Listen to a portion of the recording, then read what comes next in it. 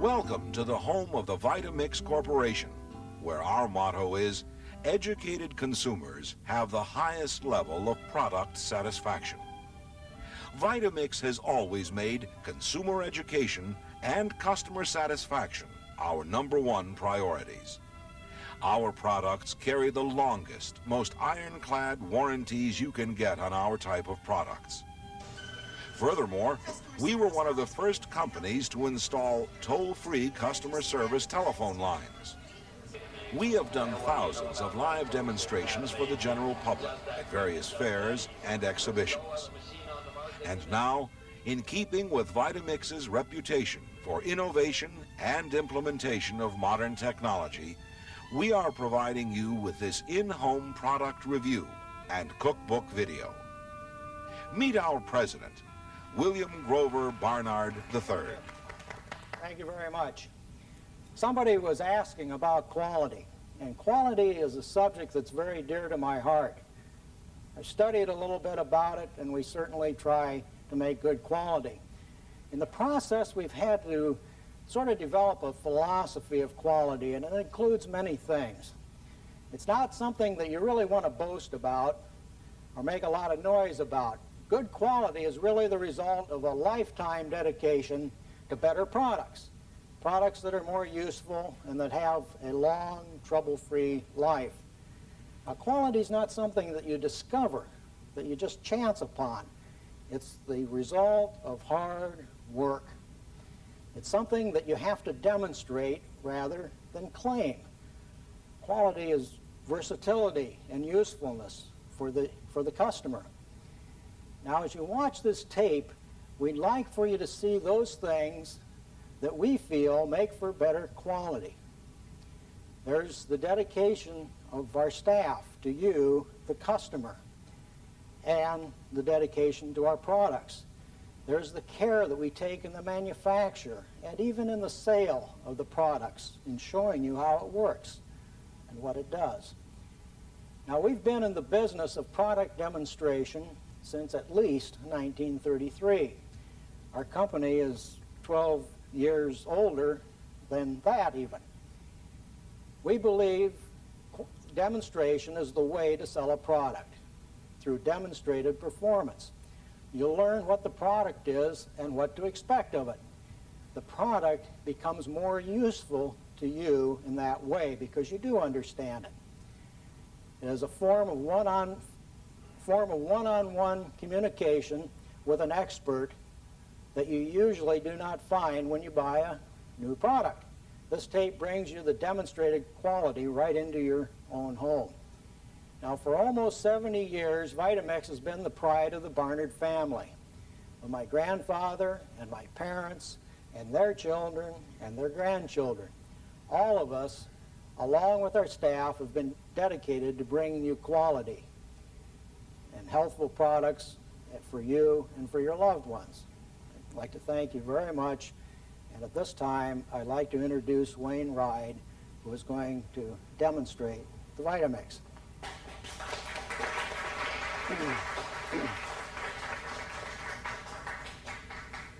I'm going to show you 5 things this evening that you've never seen in your life, okay? Number 1, we're going to take little wooden blocks made from 2x4s, and we're going to put them in the VitaMix machine, and we're going to grind them into sawdust. Now, you, of course, won't do this in your machine. This is a destruct test. This tests the durability of our drive shaft components. And furthermore, you're going to see that it's going to make a lot of little dents in our container. So never do this at home, but I want to impress upon your mind the power that a VitaMix machine has. It rotates at 24,000 RPM. That's 400 revolutions in 1 second. The other 4 things I'm going to show you this evening that you've never seen any appliance do is, number 1, we're going to take whole kernel wheat and go from flour to bread dough in the pan, never touch the dough with our hands until we eat it. Number 2, you're looking at the only total juicer on the market. All other juicers on the market, regardless of the brand name, are juice extractors. They use centrifugal force or they use hydraulic pressure. One way or the other, they separate the juice from the pulp. We drink the juice, don't we? What do those machines do with the pulp? They throw it out, don't they? But in a VitaMix, excuse me, in a VitaMix, you get all of the nutritious pulp in the fiber. The number 3 thing we're going to do is we're going to show you how to cook a half a gallon of fresh vegetable soup in 60 seconds. Any of you own microwaves? Can you do that in a microwave? Not in 60 seconds, can you?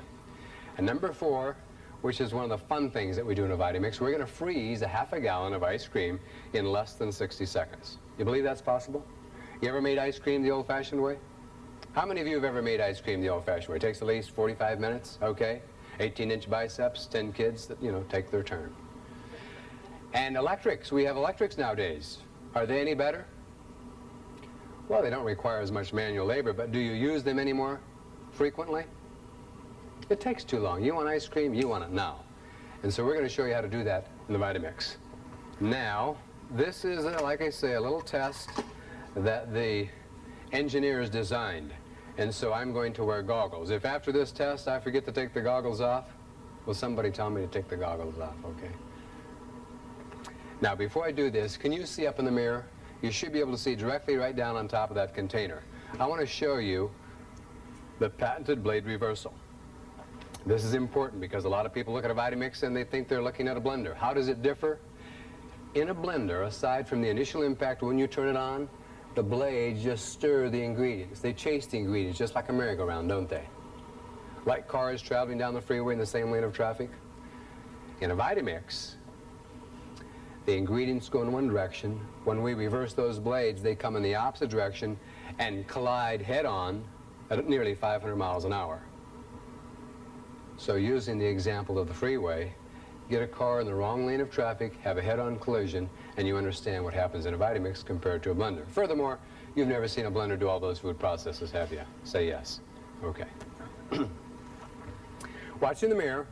This little dial right here is our rheostat speed control. And this lever right here in the center position is off. When I flip it up, the blades will run forward.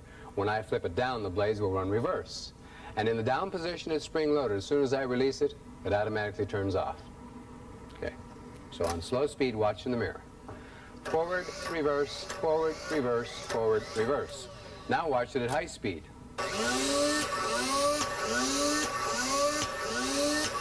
Now the question that comes to your mind is, how can you do that at 24,000 RPM and not break the gear? How many of you would drive down the freeway 65 miles an hour and shove your transmission in reverse? Nobody, I hope. You understand magnets? Like poles repel, opposite poles attract. So we don't have any gears in this machine. We do it electronically. We reverse the polarity of the motor, and the rotor has to go instantly in the opposite direction. It's brilliant engineering, okay? So let's go ahead now.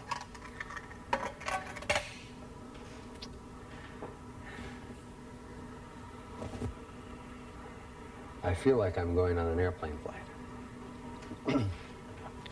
Now what we have done, just so that you know, is this lid ordinarily has an opening in the end of it, but we have glued a piece of Lexan over the top so that we don't get anything coming out the top. So I'm going to turn on high speed.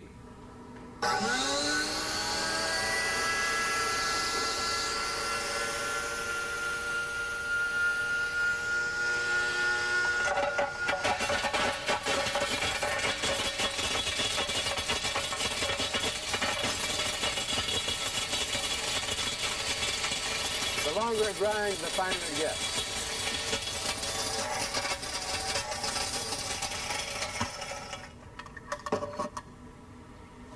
Let's see how we did.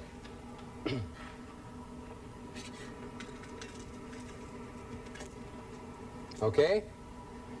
Now, there's been much ado about high-fiber cereal lately. You make cereal like this, okay, you'll have the highest fiber cereal available on the market. Are you impressed? The VitaMix is a grain grinder. And unlike a stone mill grain grinder, we can grind all types of grains, including high moisture grains such as popcorn. Now, ordinarily, cornmeal is made out of dried field corn, but popcorn is a little more readily available, so I just bought some popcorn. I'm going to add about 2 cups, and we'll grind it into cornmeal. Now, the advantage of doing this, of course, is when you go to the store and buy cornmeal, number one, you pay a lot more money than I have to pay if I make it fresh. But if you read right on the box, it says degerminated. Degerminated means they remove the most nutritious part to lengthen shelf life. Okay, watch in the mirror. But the advantage of grinding all of your grains fresh is you're going to get 2, 3, and 4 times as much nutrition.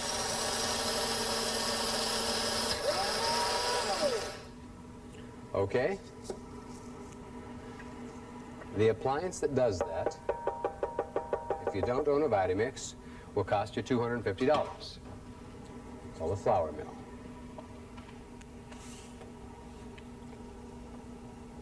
Now what I'm going to do now is I'm going to make you a loaf of 100% whole wheat bread. What we do now, this recipe is in your recipe book, those of you that own a VitaMix. Take 2 cups whole kernel wheat, clamp the lid in place and turn it on at high speed. Now, always get your lid in place. Wheat has over 36 vitamins and minerals. It's called the staff of life. It's the richest source of vitamin E that we know of, okay? And of course it has the high fiber and the bulk. While the machine is grinding, I'm going to pre-measure our other ingredients. The recipe calls for a teaspoon of salt. If you're on a low-sodium diet, you can leave the salt out. It's not essential. But by all means, measure all of your ingredients very precisely. That recipe calls for 1.5 cups of cold water. Now, the reason we're using cold water is this machine makes the flour hot. And if I add warm water, like you're accustomed to when making bread, the resulting temperature may be too hot for the yeast. But by adding cold water to the hot flour, the resulting temperature will activate the yeast, and this bread will raise in about 15 minutes, whereas otherwise you'd have to wait maybe 45 minutes to an hour. Okay, additional ingredients that we need. A tablespoon of honey. This is an optional ingredient because when you're using 100% whole wheat, we have naturally occurring sugars already in the wheat flour sufficient to feed our yeast. So, 1 tablespoon of honey. Can you see the flour coming out the top? You can see the moisture in the lid, the moisture that occurs in the wheat. Okay, we have now 100% whole wheat flour. It's important to do that this way because once you crush wheat within 24 hours, nearly 40% of the food value oxidizes and it's no longer there. Now let's simply add our other ingredients. Honey settled on the bottom. And the machine does the mixing and the kneading. Always add yeast. This is not an optional ingredient. I tried it one time. It didn't work.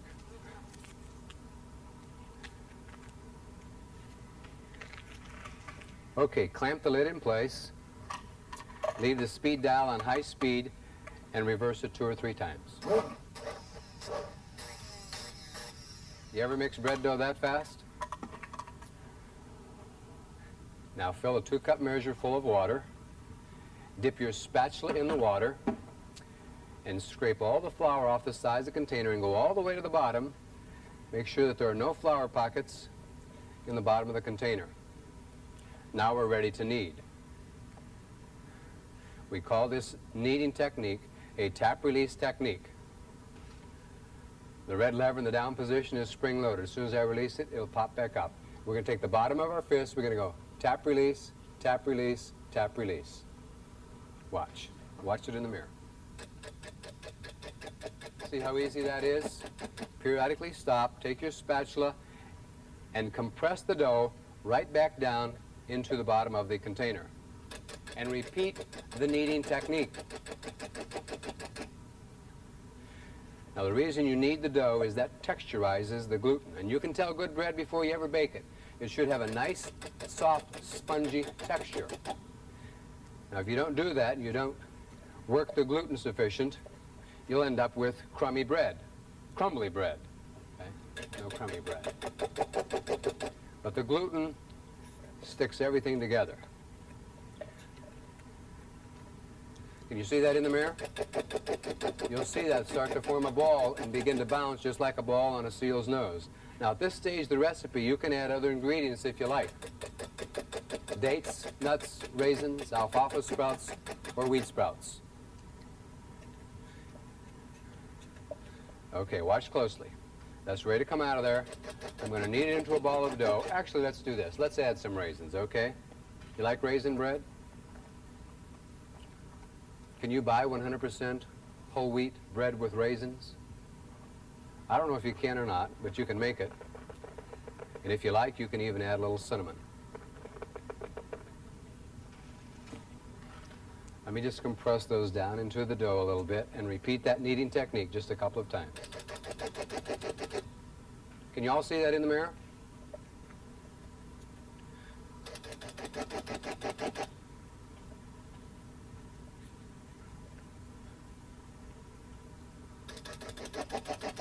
Okay, very quickly, we're going to turn the container upside down over the bread pan. Now you have to do this quickly, but by all means do it accurately, okay? You should at least hit the bread pan.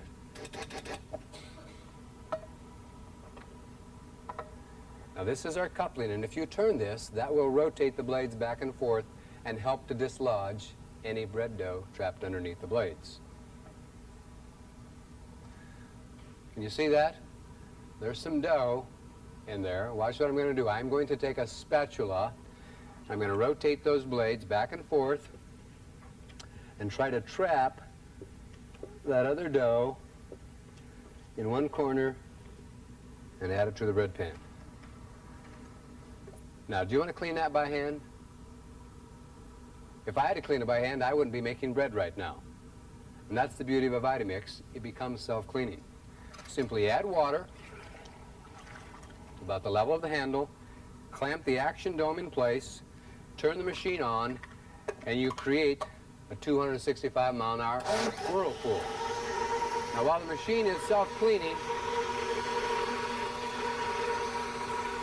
let me shape this loaf. We'll put it on top of the oven over here and let it raise. Now, if you're buying wheat in bulk, this loaf of bread, if you buy wheat and yeast in bulk, you can make a loaf of bread like this for about 35, 40 cents. It has no preservatives. To buy whole wheat bread without preservatives probably costs you in the neighborhood of $2.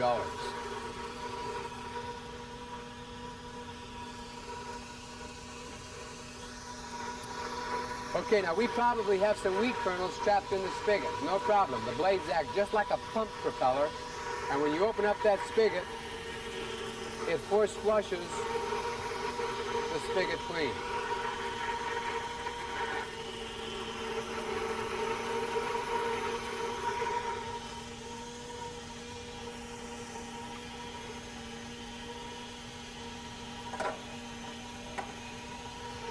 To make sure it comes clean, reverse it. Okay? Now that's a powerful agitation, a 500-mile-an-hour agitation. Did you ladies realize the significance of what I've just said? Most powerful washing machine on the market. Your husband ever gets a ring around the collar? You put that shirt in here, reverse it once. I guarantee he'll never recognize that shirt again.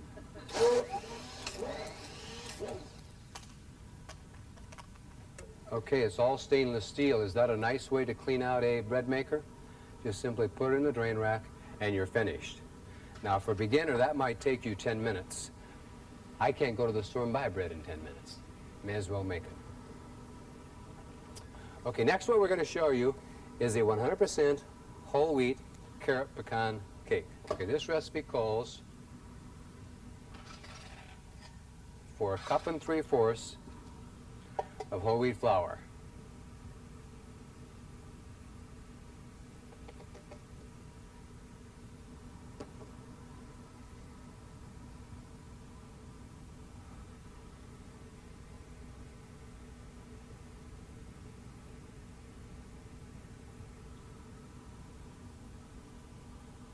Okay.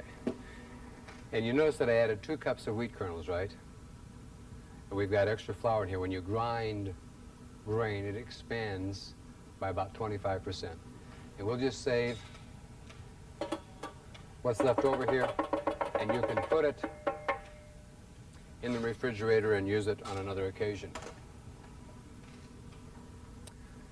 Now what we need to do is we need to chop carrots. And I have about 2 cups of carrots cut into 1-inch chunks. This machine does the chopping. And then without having a lot of separate processes, we don't have to mix separately, we don't have to chop the nuts separately or anything. This machine will do all the food processes. This is simple. I'm going to leave the machine on high, and we're going to reverse the blades at about 2-second intervals. Now watch. Now we're not chopping anything. The machine won't chop until you begin to reverse the blade. Now you can go to low speed.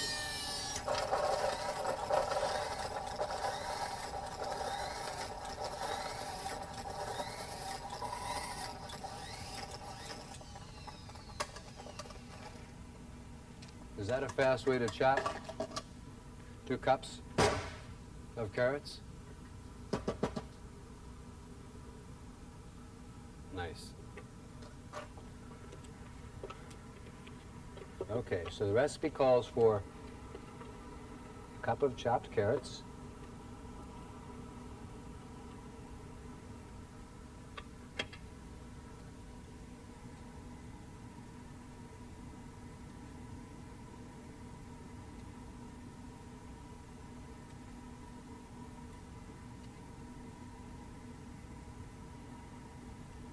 incidentally, if you're chopping carrots,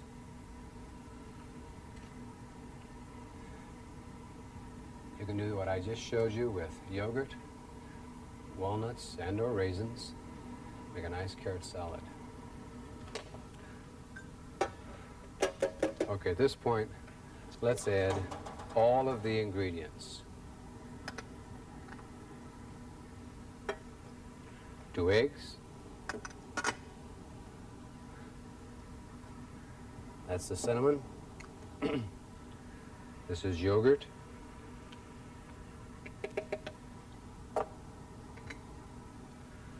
Safflower oil.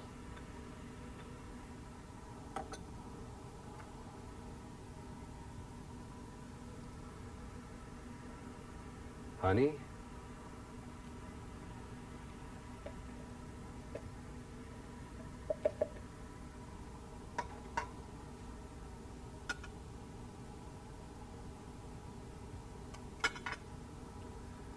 This is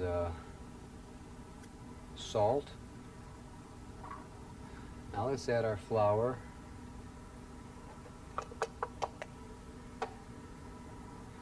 And baking soda.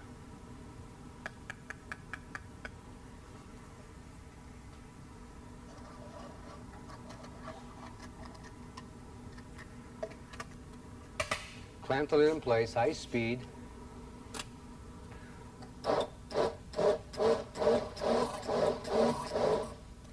Those ingredients are mixed. Add your whole pecans and continue with the same technique. The machine will chop the nuts.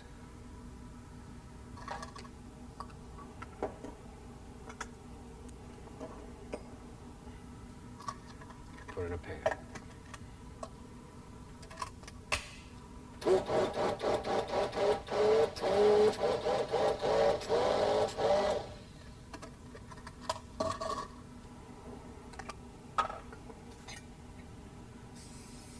This is a 9 by 12 glass baking dish. I use the glass only so that you can see it in the audience. Obviously, you can use any kind of a 9 by 12 dish you like.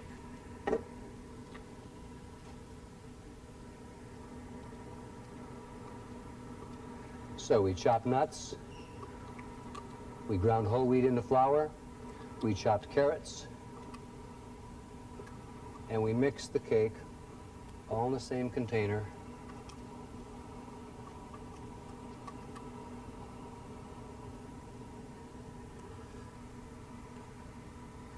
Now I'm going to hand this to Rosie, and she's going to pop this in the oven.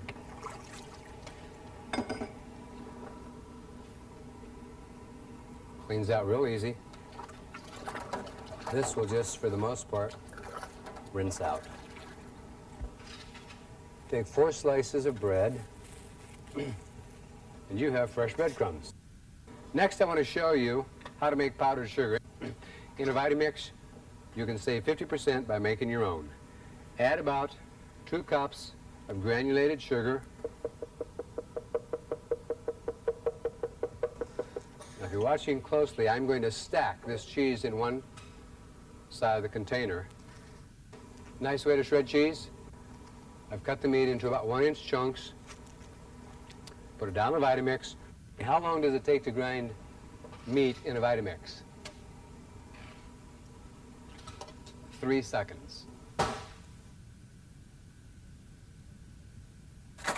Watch very closely. Here's how you crush ice with a VitaMix. Nice way to crush ice. You know, people just cannot comprehend that in a matter of 2 or 3 seconds you're going to make a half a gallon of coleslaw. Nice. In a VitaMix, you leave the peeling on, so that these hash browns will be nearly twice as nutritious as those you can buy in a grocery store and a lot less expensive. Nice way to make fresh Southern-style hash browns. Okay. Now, in a VitaMix, you can chop any kind of nuts. These are peanuts. You can sprinkle them on a Danish dessert, okay, cookies, icings, what have you. Now, the nice thing about a VitaMix is you can make an all-natural peanut butter. When you go to the supermarket and you buy peanut butter, if it does not have a layer of oil on top, you didn't buy peanut butter. You bought peanut-flavored margarine. Read the label. It says peanuts, hydrogenated vegetable oil, dextrose, and salt.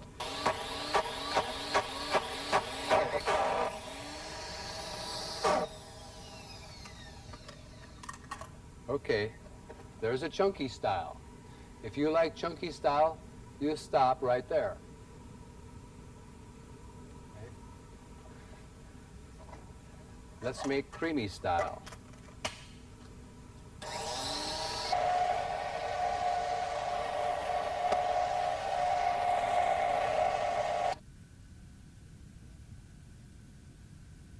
We're going to make a cheese onion tomato soup.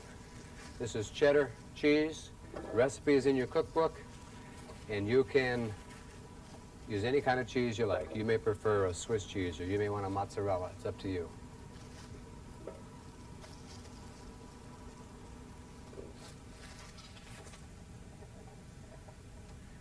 Add a couple of fresh tomatoes, slice of onion, and I'm going to add a big tablespoon of tomato paste. Instead of tomato paste, you may want to add a couple of more fresh tomatoes. Season that however you like. I'm using chicken bouillon. So simply add your hot water.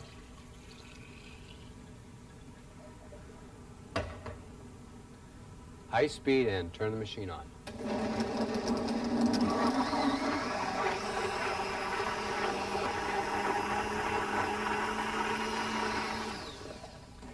You ever made soup that fast? Have any of you ever used Musco in your soup? Musco? You go to the refrigerator and everything must go? I thought that's how they invented soup. Okay, next is total juice.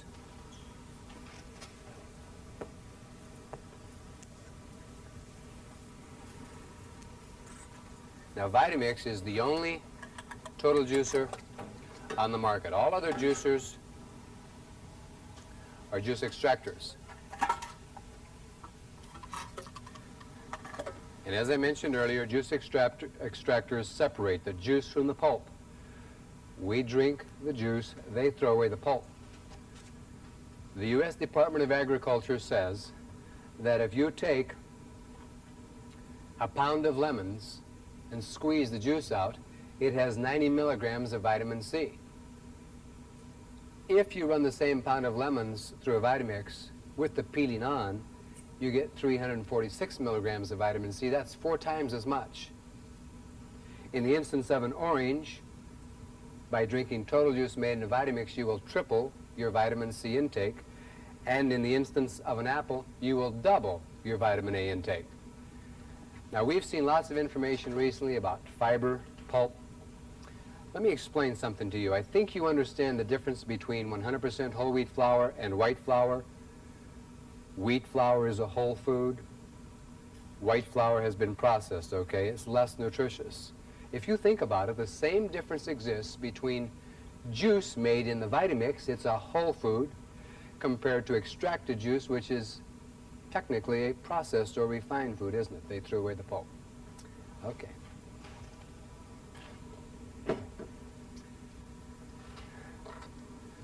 Okay. In our new recipe book, we have over 100 juice and beverage recipes, and they are great. So just add a slice of lemon. Now, an orange is picked green and dyed orange so that it can be shipped to market and sold before it spoils. So what you want to do is you want to remove the dye portion of the peeling because it's bitter. And that is a rule of thumb. When you're making total juice in a VitaMix, remove any bitter parts or else it'll make the juice bitter. Now, the other benefit to making total juice in a VitaMix is in addition to the ascorbic acid, you also get the bioflavonoids, which are in the white part of an orange. And the white part of the orange is what most juicers throw away in the form of pulp. Now, I want to show you something. Nowadays, you're paying about $1 a pound for produce. Run this orange through a juice extractor. We get to drink that half. We throw this half away in the form of pulp. So how much does orange juice cost you now per pound?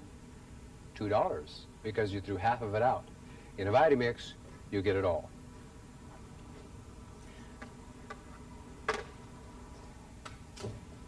One time, a lady came up to a seminar I was doing, and she said, you know, I've had a VitaMix about 6 weeks, and the other night I made some V8 juice for my husband. And he told me that if I ever made that stuff again, he'd divorce me. And I says, well, describe to me what you did. And she says, well, I put in a carrot and some celery and some cabbage and an onion, a little bit of garlic, a rutabaga, some broccoli, some cauliflower, a beet. I says, wait a minute. That is not V8 juice. That is V12 juice, and it'll probably choke my horse, okay? You can't just put vegetables in here indiscriminately, okay? But you don't have to worry about that, because like I said, we have nearly 100 recipes in our new cookbook. In the instance of an apple, if people are watching, throw away the stem. If they're not watching, they won't ever know the difference. And I suggest that you quarter the apple. And this is for your own peace of mind, especially if you're a vegetarian. You need to take a little peek inside and make sure that there are no little wiggly proteins. Okay? Now I have some fresh pineapple here.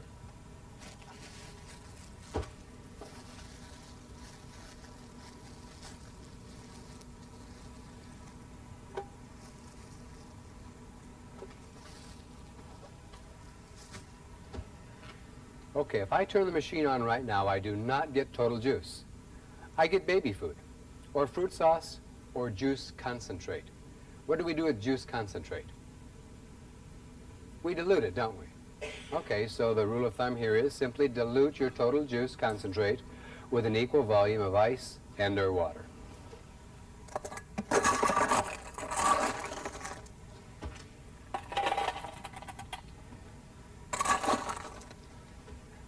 Now, if you're making juice in a VitaMix, and it's a little on the thick side, what do I know? You didn't add enough liquid.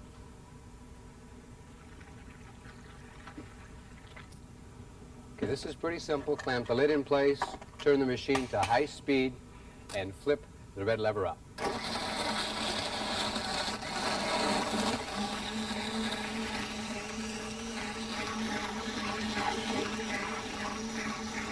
Now, I like to add the banana while the machine is running. Nice thing about a VitaMix is you can juice a banana. A juice extractor will not juice a banana. You ever try to squeeze the juice out of a banana? Try it. Okay. If you're going to add the whole banana, at least take the label off, right? I do that because some garbage disposal say don't use a banana peeling because the tough fibers will wrap around the blade like string around an axle and stall the motor. We have a recipe for taking your banana peeling, your chicken bones, and your leftovers, purine it in the VitaMix, and making cold compost. Okay? Deteriorates a lot faster. I want to sweeten that with a little bit of honey, and then I'll take the first sample. We have orange, apple, lemon, banana, and pineapple because we use the peeling and the fiber, nutritious, rich pulp. We have doubled, tripled, and quadrupled your nutritional intake compared to extracted juice. Okay. Now, I always take the first sample because that's why I get paid, $3 an hour and all I can drink.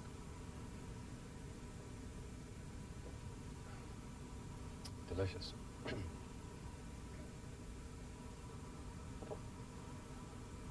Now, before I serve this to the audience, I do have one word of caution. 10 minutes after you drink Total Juice, you be very careful. Especially when you go out to the car to open the door, you may rip that thing right off the hinges. Come on up, I'll serve you some juice.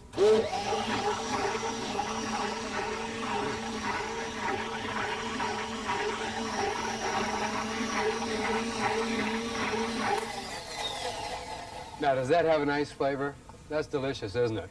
How long does it take to clean out a juice extractor? Clean out the pulp from the extractor basket? About 10 minutes or so. Well, that's a long time every morning, isn't it? There are better things to do.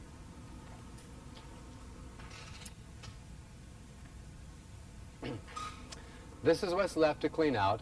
I want you to time me. Let's find out how long it takes to clean out a VitaMix Total Juicer. 1001, 1002, 1003, 1004, 1005, 1006, 1007, 1008, 1009, 1010. Nice way to clean out a juicer? That's the key to a juicer. Not simply what does the appliance do, not whether or not it will juice, but how fast and efficiently will it juice, and how easy is it to clean up. Otherwise, you never use it, do you? Ice cream is next. And when you make ice cream, you always need 4 ingredients. The first ingredient is a liquid. You can use water, milk, fruit juice, yogurt, half and half, or cream. And the result will be sorbet, ice milk, frozen yogurt, or rich, high-calorie ice cream. Choice is yours. We're going to use cream today.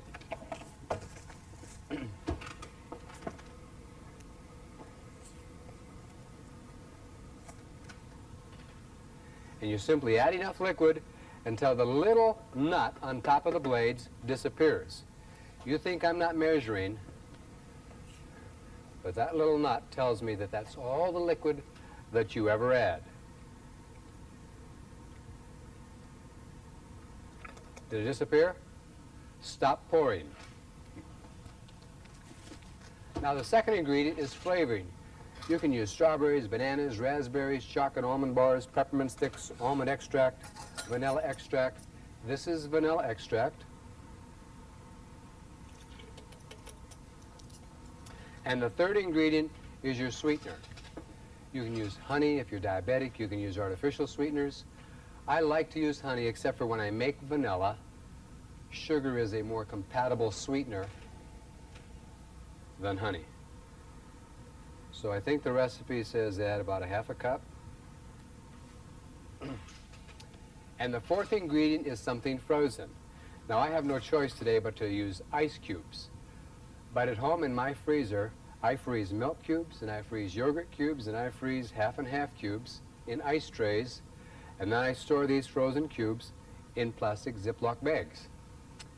And when I have a 3-minute commercial break, I can run to the kitchen, make a half a gallon of ice cream, and be back before the commercial is over, okay?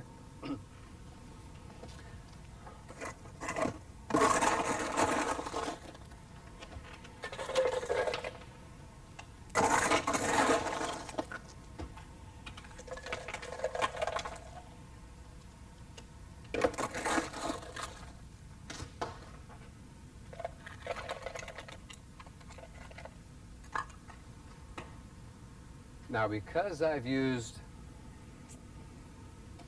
ice, I'm going to add some powdered milk, because powdered milk and ice cubes would be the same as a frozen milk cube.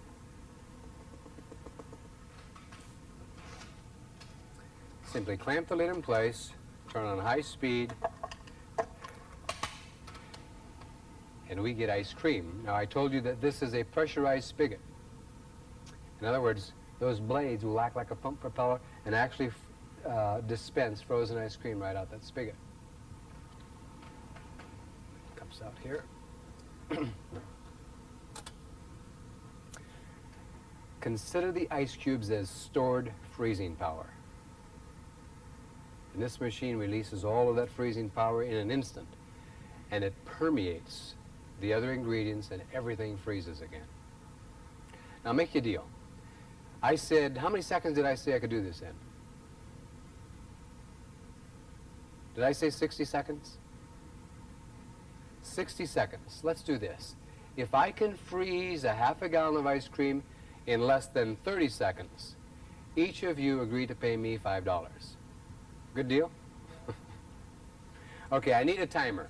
When I turn the machine on, you start timing. When I yell stop, it's frozen and I'll dispense it out the spigot. Ready, set, go.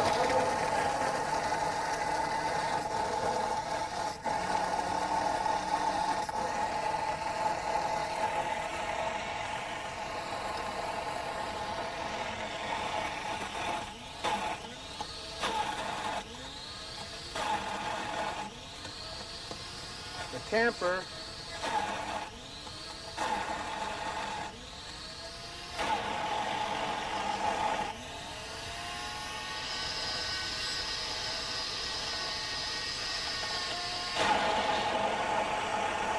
okay, it's frozen.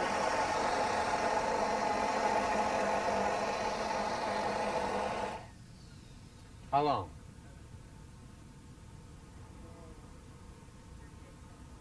"38 seconds.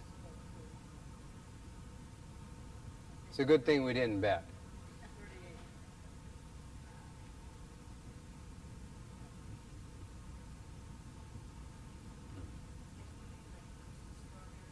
Yes.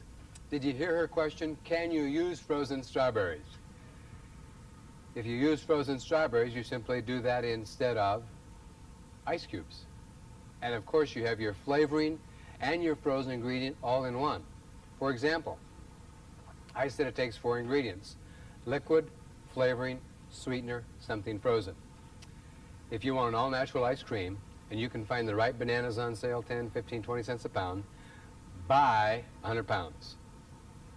Cut them into 1-inch chunks and freeze them in a plastic bag. When it's time for ice cream, simply add yogurt, half and half, or cream, and a couple handfuls of the frozen bananas. Let's see if you have 4 ingredients. You have liquid ingredient, right? You'll have a banana flavor, right? Ripe bananas are high in natural sugars, and that banana happened to be frozen. So there's your 4 ingredients. Do the same thing with strawberries, raspberries, peaches, etc. Okay, I figure by now you're probably so full of samples that you don't want ice cream.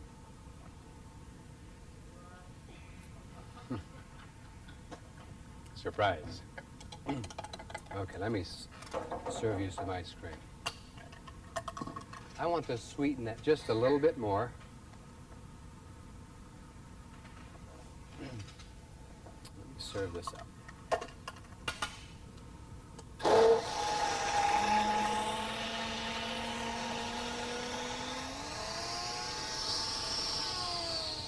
Hear the machine race like there's nothing in the machine? I have an air bubble. Watch in the mirror. There we go. Did you see it drop down?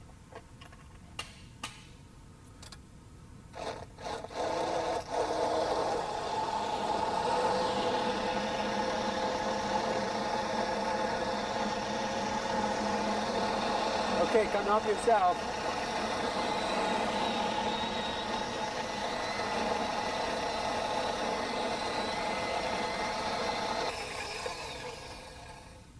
Nice, rich vanilla flavor, isn't it? And you know what's in it. Okay, let's review. Did we make sawdust out of little wooden blocks? Okay, you never do that in your machine. It's a destruct test, but we did it. Did we make a carrot pecan cake? Did we make fresh breadcrumbs? Did we make instant coleslaw? Did we chop nuts? Did we make nut butter? Did we crush ice? Did we make cornmeal? Did we mix and knead bread dough? Did we shred cheese? Did we chop carrots? Did we grind meat? Powder sugar? Make fresh hash browns? How many attachments did we use? None, right?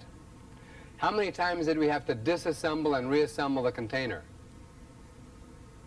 None. How many times did we have to clean the container by hand? None. And that's the key to an appliance. Not simply what will it do, but how fast, how efficient, and how hassle-free. And that's why I highly recommend the VitaMix. Now you have a question. How much does it cost? A VitaMix doesn't cost you anything. You pay for a VitaMix every year whether you buy one or not. You simply pay 2 and 3 and 4 times as much for food as I do, but unfortunately you probably do not get the nutritional benefits. Okay? Now, VitaMix is not made with planned obsolescence in mind, or we would have made it out of glass or plastic. It's made out of stainless steel. Now the lid is plastic, okay? Very durable plastic. You watch very closely. I'm going to apply a ton of pressure. Watch.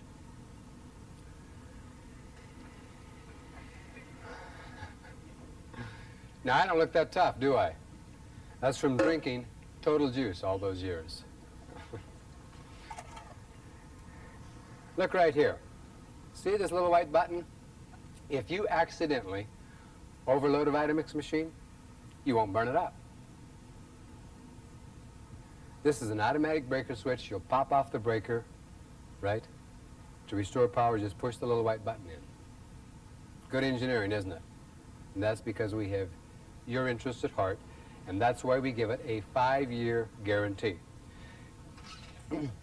It also comes with a brand new cookbook, 208 pages, 480 recipes, step-by-step instructions, just like I've taught you here. And there are some great recipes. There are 100 recipes in this book that cannot be made in other appliances because it requires VitaMix versatility to make them.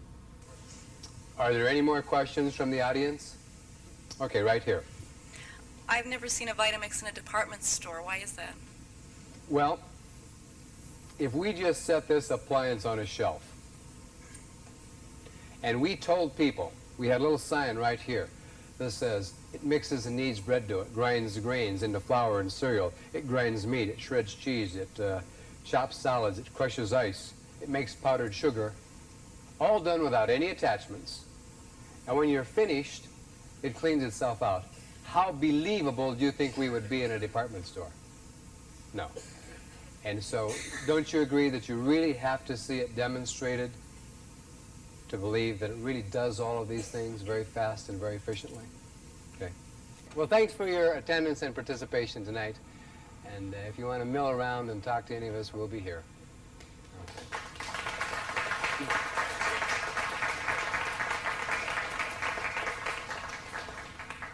In the next segment of this cookbook video, you will see easy-to-follow, step-by-step instructions how to make nearly 24 mouth-watering recipes. These recipes were selected to teach you all the various food processes which can be performed in a VitaMix. We are 100% confident that VitaMix's speed and versatility will enable you to make delicious foods and treats in your own kitchen, faster and more nutritious than you can buy at supermarkets and fast food restaurants. Enjoy. This is the recipe cookbook part of our demonstration. And before we get into the actual recipes, I would like to review with you some of the engineering features of a VitaMix. This is a tamper stick. The cross piece prevents the tamper from descending into the blades and grinding up your tamper. The lid is a two-part lid. Made out of Lexan, a half-inch thickness of Lexan will stop a .45 caliber bullet. This is the proper assembly. The conical shape goes on top. Some people get it together backwards. Then they clamp the lid on. As they use the machine, the vibration of the machine dislodges the centerpiece. We call that powdered Lexan. Okay, that's a no-no. This is the proper way to assemble the lid. Notice when you remove the centerpiece, you have a pour spout. Never ever use the tamper without the centerpiece, or else the tamper will descend further into the container than it should, and we call that sawdust. Okay? And you shall have a shorter tamper. The container is made out of stainless steel. Some people want to know why we didn't make the container out of the same durable see-through Lexan. When we grind grain in a Lexan container, it turns the container cloudy and you can't see through it anyway. So we made it out of stainless steel and we don't regret that. Now we have a pressurized spigot. When you turn the machine on, the blades act just like a pump propeller and pressurize that spigot so that you can dispense juice, soup, even frozen ice cream through the spigot. We have a speed control dial on my left. To my extreme right is the lowest speed setting, and each notch over increases the velocity of the machine. To the extreme left is the highest speed setting on a VitaMix. This lever right here controls the blades. We have patented blade reversal in a VitaMix. And when the lever is in the up position, the blades run forward. In the center position, the machine is off, and in the down position, the blades run reverse. In the down position, that switch is spring-loaded. As soon as you release it, it automatically switches off. Okay? The blades themselves are not sharp, they're flat. We do not slice ingredients in a VitaMix. They're called hammer mill blades, and they're flat because we simply crush the ingredients. Now, if you watch in the mirror, I'm going to show you our patented blade reversal. Blades go forward, reverse, forward, reverse. Now watch it at slow speed, because later on when we show you some recipes, this will be our chopping technique. And we will reverse those blades very rapidly and cause them to oscillate. Now at this point, people want to know how we can reverse those blades and not tear up the gears. Simply, there are no gears in a VitaMix. You understand magnets. Like poles repel, opposite poles attract.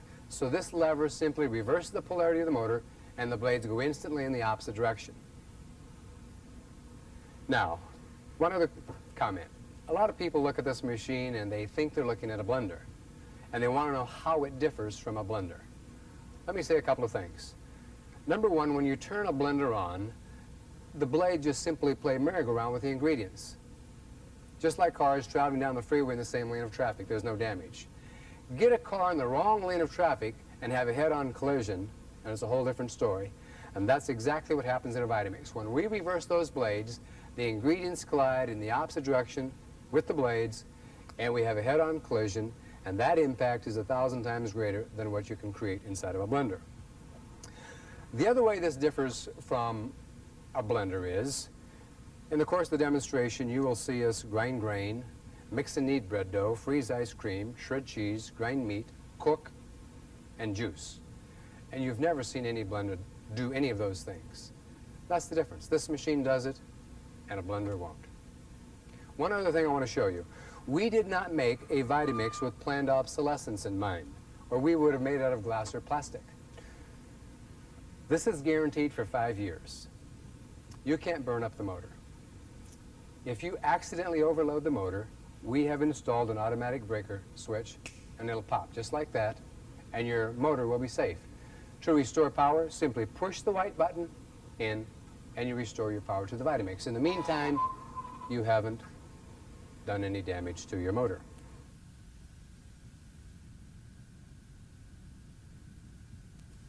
What we want to show you now is bread making, and today in our viewing audience we have a young lady whose name is Marty, and I'm going to let Marty introduce herself. Welcome to our video cookbook. Thank you very much. My name's Marty, and I'm a housewife from Cleveland, Ohio, and I have 2 beautiful children. Very good. Do you have any bread making experience? No, I did make bread once, but the old-fashioned way. Okay. Today we're going to make bread. We won't touch the dough with our hands until we eat it.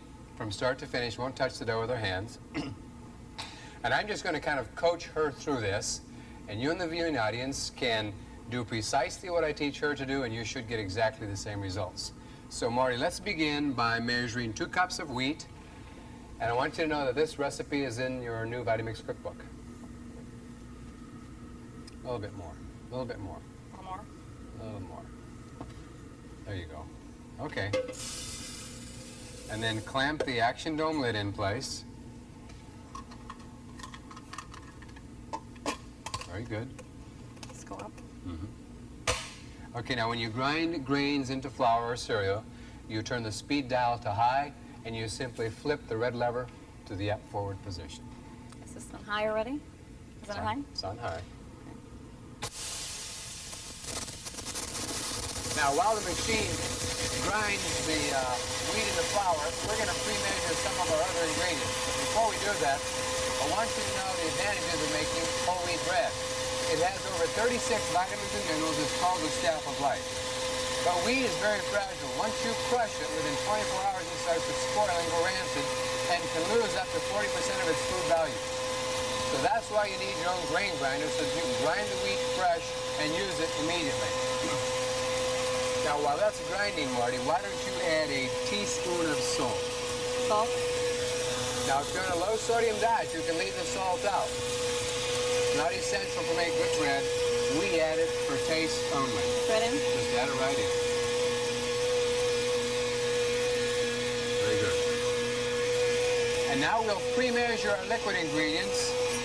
She already has 1.5 cups of cold water. Now, we use cold water when we grind our wheat in the VitaMix because the wheat will get hot.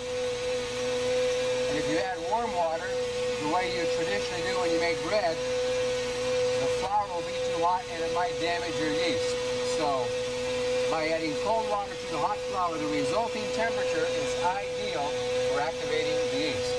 Now why don't we add a tablespoon of oil to the already measured water. Now, oil is an optional ingredient when you're making bread, when you're making whole wheat bread, because the whole wheat already contains the wheat germ oil, which is one of the best sources of vitamin E that we know about. How's And that? that's very good, very good. And add now a tablespoon of honey. Honey is also an optional ingredient because whole wheat has naturally occurring sugar sufficient to feed the yeast. So the nice thing about owning your own VitaMix is if you want to watch your fat intake, you can leave the oil out. If you want to watch your sugar intake, you can leave the sugar out. You can make bread that a diabetic, for example, can eat. Now, this has to run about 4 minutes. The longer you run a VitaMix when you're grinding grain, the finer the flour becomes. If you're making a pastry flour, you want to run about 5 minutes. If you're making a cracked grain cereal, you want to run about 10 or 15 seconds. You can make any type of bread in here? You can make any type of bread. This is 100% whole wheat, but we have recipes where you can make it half whole wheat, half white flour. You can add 15% barley. You can grind corn. Okay, you make cornbread. Any kind of grains or any kind of bread that you like. Okay, including cinnamon rolls or muffins, or pancakes or waffles. Getting hungry. Okay, let's turn it off, Marty. Okay, take the action dome lid off. And add your liquid ingredients. Cold water, honey, and oil. And then we'll add a tablespoon of yeast, which is equivalent to a package of yeast. The whole package. Yeah, now some of the ingredients that I mentioned earlier are optional. Yeast is not. I tried it once, it didn't work. Okay. Now the machine does the mixing, so let's simply clamp the action dome lid back in place. Okay. Leave it on high speed, and we're going to flip the red lever to the up position and all the way to the reverse position. We're going to do that about 2 times, and that blade reversal will mix all of our ingredients. Up and Up, down, up, down. Okay, turn it off. Now take the lid off, Marty. Now what we're going to do is we're going to pour a 2-cup measure of water, because periodically we'll be dipping the spatula in the cup of water to prevent the dough from sticking to the spatula. And Marty is going to take that spatula and she's going to go down the sides of the container all the way into the corners down here, just to make sure that there are no dry flour pockets. So just scrape all the way to the bottom. Very good. Oh, this is easy.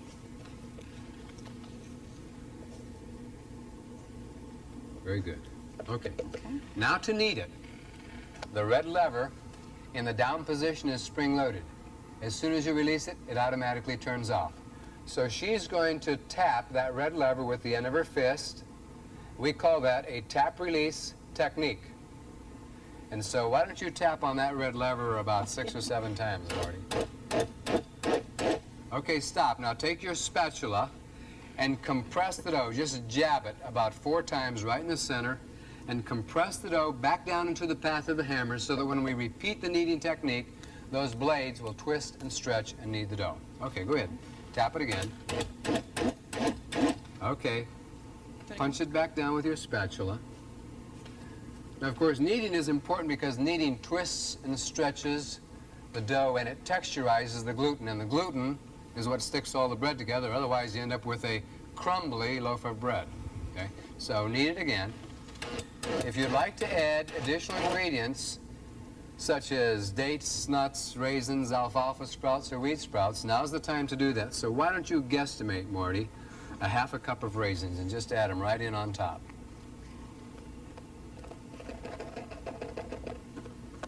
Is that how you measure at home? Oh, it's a lot worse at Okay, home. very good. That good? Very good. And just press them down into the dough with your spatula a little bit. And then as we continue to knead, the kneading will work those raisins into the bread dough. Okay, go ahead and knead it again. Now, if you're watching closely, you'll see, just continue and I'll just keep talking here. Eventually, that dough will kind of form a ball, like a ball on a seal's nose. And you can tell good bread before you ever bake it, because it should have a soft, stretchy, spongy texture. Which brings up a good point. Let's say, Marty, that the dough was too dry. We didn't get enough moisture in, or for whatever reason the dough is dry. We can correct that problem by simply adding more water, a tablespoon at a time, and punching and kneading it until we get a nice, stretchy, spongy dough. Now, the flip side of that problem, Marty, is you might get it too wet. Maybe there was a very humid day, and maybe there was moisture already in the wheat, and it might be too wet. And the way you correct that problem is simply add a tablespoon of flour at a time, or some powdered milk, or some oatmeal, something to absorb that additional moisture. How do I know when this is done? Okay, tap it one more time and let's see what it does. Okay, now take your spatula. Let me feel that dough, okay? Okay, see how nice and spongy that is? Mm-hmm. When you push on it, it kind of springs back at you. So that's done. Now what we want to do is she's going to knead that one more time, and the dough will jump up on top of the blades, and then I'm very quickly going to turn the container upside down over the bread pan. Okay. And just turn the container directly upside down over your bread pan. Now you can turn the coupling right here. That will rotate the blades inside and help to dislodge some of that dough. But the beautiful part about making bread in a VitaMix is you don't want to clean that by hand, do you? Mm-mm. I know me. If I had to clean it by hand, we wouldn't be making bread right now. Why don't you fill this container about to this level with some soapy water there, Marty?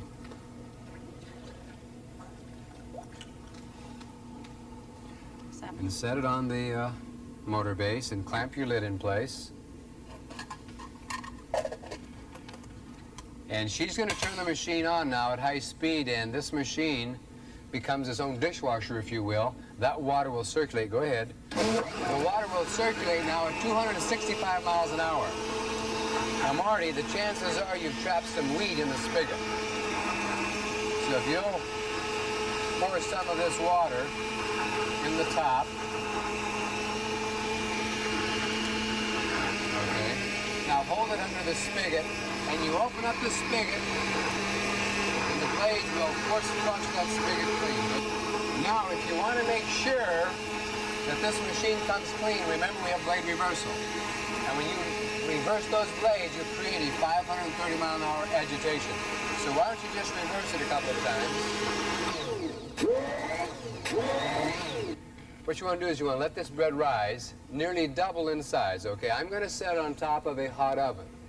Now what we've done for your benefit is, if you look inside the oven, you'll see a loaf of bread that we made earlier. So when we put it in the oven, it'll come almost to the top of the bread dish. And of course, when it's finished baking, it'll rise above the edges about 1 to 2 inches. Well, let's rinse that out now, Marty, and see how we did.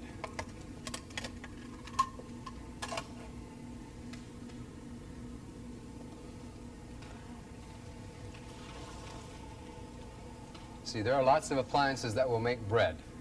Go ahead and just rinse it in the rinse water right there in the sink. But sometimes there's so much hassle by the time you're finished. Can you get the soap out? Okay. It's clean. Okay, let's show our viewing audience. Is that a nice way to clean out a bread maker?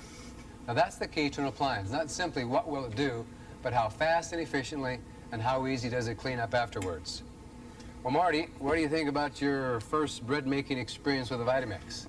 It was very good, thank you. It's a lot easier than doing it the old-fashioned way. Okay. Maybe we can have some later on. Okay. I thank you for being on our program. Thank you. Okay. Thank you. Bye now. Okay, it's been about 40 minutes now.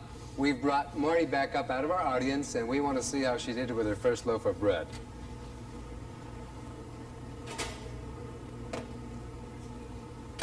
Looks pretty good so far, Marty. It smells good. Okay, why don't you cut a little slice off the end there, and let's see how we did. See how hot this is. It's too hot to hold. Hot. Let me hold. It.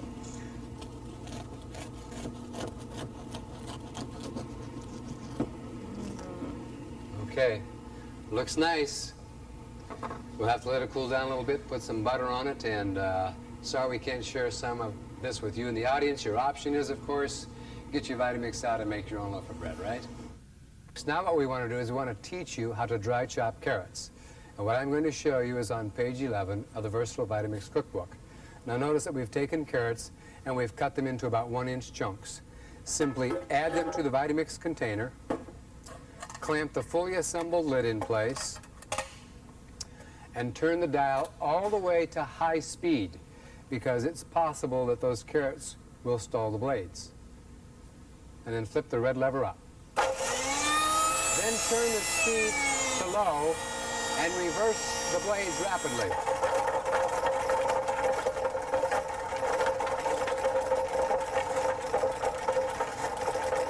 And this forward-reverse action causes the carrots to collide in the opposite direction with the blades, and you get chopped carrots.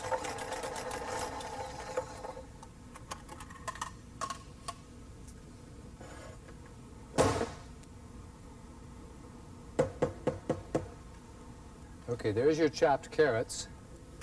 What I want to do right now is introduce a young lady who is going to help me with the rest of the video cookbook. Her name is Rose Ride. She's the author of 2 cookbooks, including the Versatile VitaMix Cookbook. She's the mother of 5 lovely daughters, and I happen to be her husband. I have to admit that when Wayne and I were first married, he had a VitaMix, and for a number of years I didn't bother to learn to use it. The reason being, I felt that I had one of the company's best salesmen in the home, and so that was just one thing that I could get him to do to help me out. And so for a number of years I didn't learn to use the VitaMix, at least in his presence. Now when he wasn't in the house, I would use it if I needed it. However, writing the VitaMix cookbook was a tremendous experience for me, a great time of growth, and I learned to appreciate this machine in a way that I never had before. And I think with some of the things that we're able to teach you, that you too will learn that this is a tremendous machine to have. One of the first things I'd like to teach you today is how to make powdered sugar. With 5 daughters, you can imagine that occasionally a birthday slips up on me, and I don't have powdered sugar in the house. Well, that has never been a problem because making powdered sugar in the VitaMix is a breeze. Let me show you how we do it. It's in the recipe book. We take 2 cups of granulated sugar, and then the recipe calls for 2 tablespoons of cornstarch. Now we add this just to keep the powdered sugar light and fluffy. The next step is to clamp the lid in place and then turn the speed dial to high. Now what I'm going to do is lift the red lever up to the on position for about 60 seconds. You'll find that after about 3 or 4 seconds, the powdered sugar begins to drift out of the top of the container. That shouldn't be a problem though. Just either slip your hand over the top, or if you have a fruit bowl close by, you can take a lemon or an orange or an apple and set it over the top. We'll let this go for about 60 seconds and then we'll see what the powdered sugar looks like. Let's see if we've got powdered sugar. Yes, I think so. Now I'd like to teach you a little tip about removing the powdered sugar from the container. We've trapped about a tablespoon of granulated sugar in the spigot, and you don't want that to mix in with the rest of the powdered sugar. So this is what you do. Simply keep the spigot toward the countertop and pour the powdered sugar out. That way the granulated sugar stays trapped in the spigot and it won't go in with the other powdered sugar. How's that? Now you can decorate a cake and you won't have to run to the store to get powdered sugar to do it. I'm going to show you how to make breadcrumbs. About Thanksgiving time, we start thinking about stuffing. This is what happened with that little footprint. To make breadcrumbs, you need to wad about 3 slices of bread into a ball and drop it in the VitaMix. Clamp the lid in place. Turn the black speed control knob to high.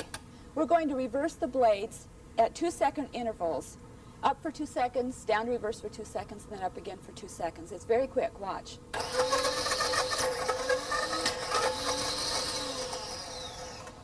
Let's see if we've got breadcrumbs.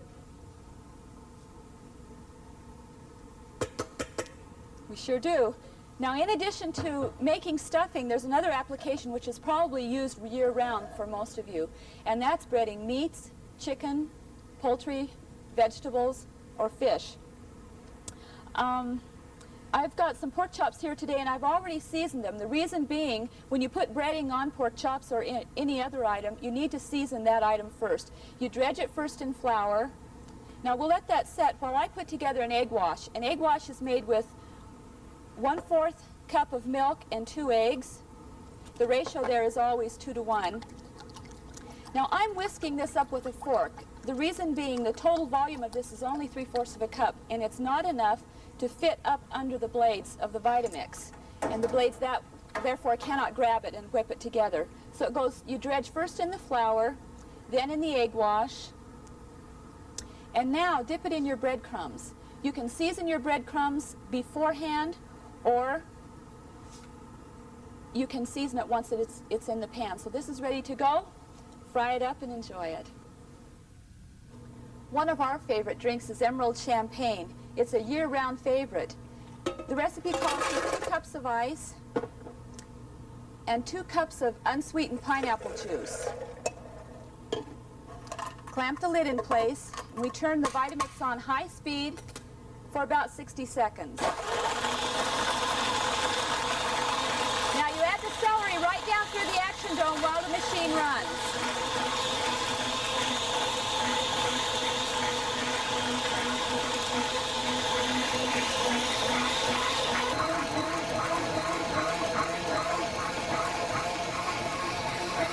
See how it tastes. Delicious. Remember, this can't even be done in a blender because the tough celery strings will wrap around the blades and stall the motor. You have to have a VitaMix to make emerald champagne. Okay, now we'd like to show you how to make Southern-style hash browns. And because we leave the peeling on, they're actually faster to make, and they'll be about twice as nutritious as hash browns that you can buy in a store. And if you look what we've done, we've simply cut potatoes into about 1.5-inch chunks. Now we're going to fill the container with liquid, and the liquid becomes a vehicle, and it circulates the potatoes down through the blades when we turn the machine on. Now if you're doing a 1/2 container of potatoes, Then use a half a container of liquid. Clamp the fully assembled lid in place and turn the speed dial to high speed, all the way to high speed. Now this is a forward-reverse technique. We're going to flip the red lever all the way up and all the way down at about 2-second intervals. Now this is fast. We're only going to do this about 2 or 3 seconds. And if you go much longer than that, you're not going to have hash browns, okay? You're going to have to drink your hash browns. Ready?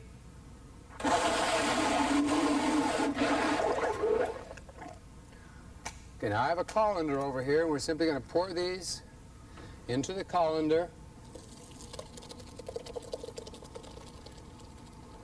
Now, I don't know if you've ever made fresh hash browns before, but because the potatoes have so much starch, they tend to be a little gummy. So what you want to do at this point is just run cold water on the hash browns. Having done that, then you pour them into a heated skillet, and they fry up real nice in about 10 minutes. If you need snowballs in July, or you're making lots of Slurpees or mixed drinks, this is a great ice crusher. Now I'm using ice that I got out of a bag. You can use square ice cubes that come out of an ice tray, or ice cubes that come out of your ice maker, doesn't matter. And then add liquid, and the liquid once again becomes the vehicle to circulate the ingredients down through the blades. This technique is the exact same technique we showed you earlier when we made hash browns. The only difference is instead of potatoes in the container, we now have ice. Okay, clamp your fully assembled lid on top of the container. Turn the speed dial to high speed and reverse the machine at 2-second intervals. Forward, reverse, forward, reverse.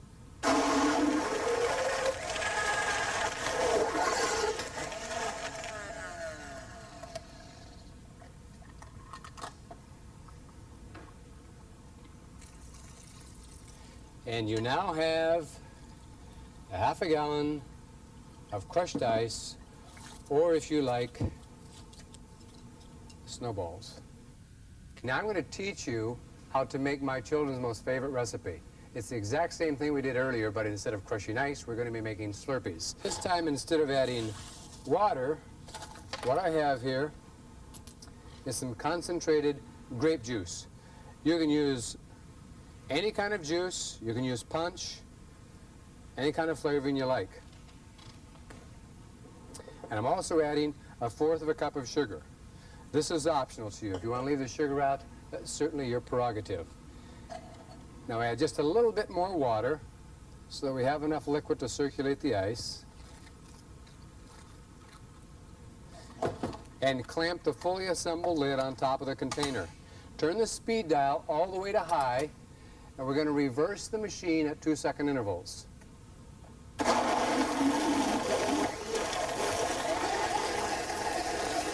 Now the spigot I mentioned earlier is pressurized. You simply open up the spigot and you can serve up a Slurpee. Now, my children make their own popsicles. They just fill up 2 and 3 ounce cups, and when they're finished, they take plastic spoons and they stick in the Slurpee, and then they put them inside the freezer. You open up the door on my freezer and it's lined with all of these all-natural popsicles that my own children have made. Cheers. You can mix batters in the VitaMix, and today we're going to do quick plain cake. The recipe calls for 3/4 cup water. This is 2 teaspoons of grated lemon peel. You can use just 2 1-inch cubes of lemon peel if you want. 1/2 cup of vegetable oil.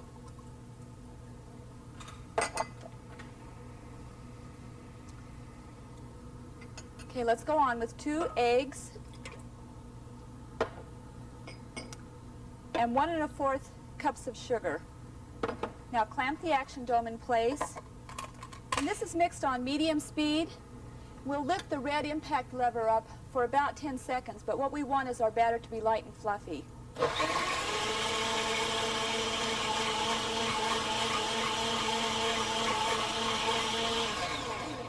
Okay, now it's time to add the dry ingredients. This is a tablespoon of baking powder, a teaspoon of salt, and we'll finish up with white flour. I have 2 1/4 cups. Now we have other recipes in the cookbook that call for whole wheat flour and honey, so depending on your dietary needs, the machine can handle it.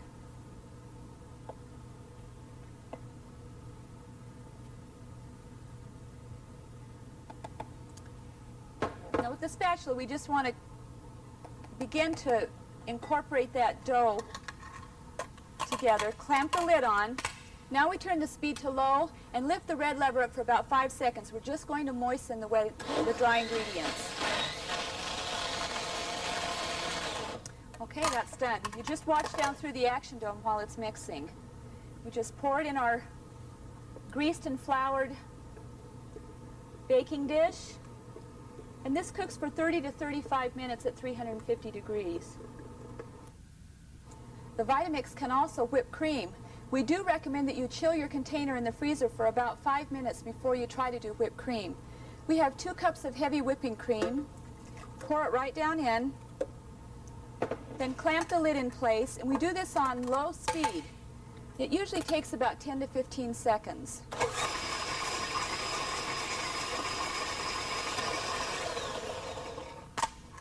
Looks like we're about there. We add a teaspoon of vanilla and 2 tablespoons of sugar. Clamp the lid back on, and now we just tap release to mix that sugar and vanilla in. That's all there is to it. You can use it as a topping for your favorite dessert. I've got it here on cherry pie today. One of the nicest things about owning a VitaMix is making your own fresh fruit syrup. You can make apricot, black cherry, blueberry, kiwi syrup, raspberry, strawberry, banana, whatever you'd like to make. Today we're making strawberry syrup. I'm starting with 3 cups of strawberries. Now these are from the freezer, so we microwaved them just to speed up the cooking process. The recipe also calls for 2 cups of sugar. Now you don't need that much sugar. You can cut way back on it if you like. It takes about 10 to 15 minutes if you start with room temperature fruit. We probably will be able to do this in 2 or 3 minutes because we're starting with hot fruit. High speed, up position on the impact lever.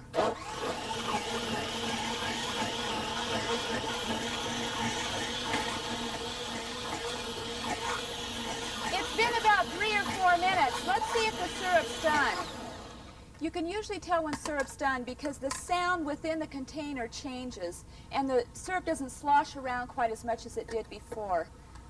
This smells wonderful. I wish you could smell it, but tasting it's going to be even better. Now watch that container because it's hot, and make sure you have lots of guests on hand because they'll really rave about this one. Now what I'd like to teach you is how to make peanut butter. If you go to a store and you buy peanut butter and it does not have a layer of oil on top, it's not natural peanut butter. Read the label. It's peanut-flavored margarine. It has peanuts, hydrogenated vegetable oil, salt, and dextrose. I'm going to show you today how to chop nuts, and from chopped nuts we'll go right into peanut butter. And what I have some unsalted peanuts. You can use salted peanuts, unsalted. You can use roasted or raw. It's up to you. Just add the peanuts to the container. First we're going to chop them, and we're going to go to high speed, and we're going to reverse the red lever. Let me restate that. We are going to reverse the blades by throwing the red lever up, then all the way down at 2-second intervals. Watch it in the mirror.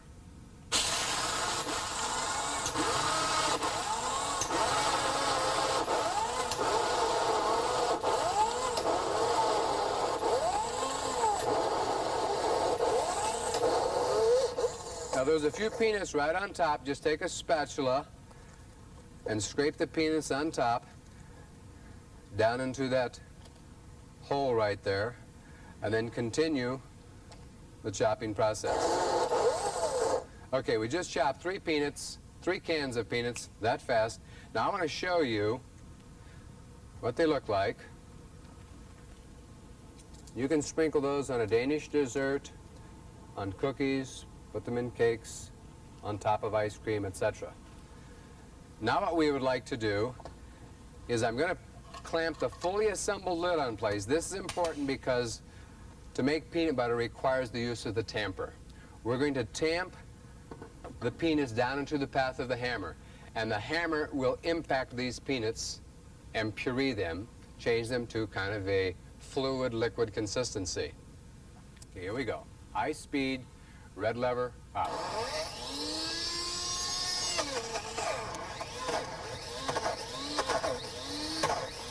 Can you hear that chugging sound?